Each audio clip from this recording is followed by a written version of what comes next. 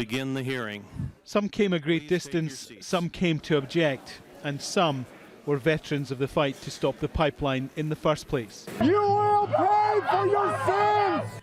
For months they stood in defiance at Standing Rock in North Dakota, determined to block the building of the Dakota Access pipeline.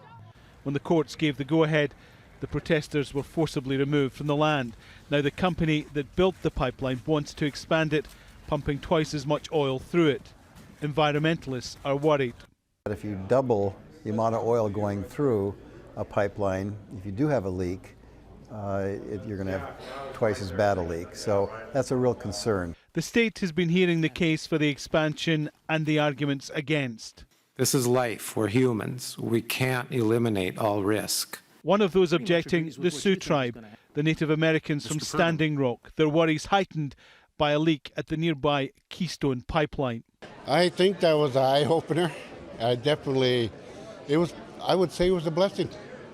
Unfortunately, probably some people are not going to feel that way, but it definitely opened some eyes. The company behind the pipeline says the expansion is simply meeting consumer demand. We need to expand the pipeline because the commercial need is there. We have shippers who have oil that needs to get out to markets around the country. And so being able to do this on the Dakota Access pipeline by coming in and doing something that's really very common in the industry, we're basically adding mainline booster.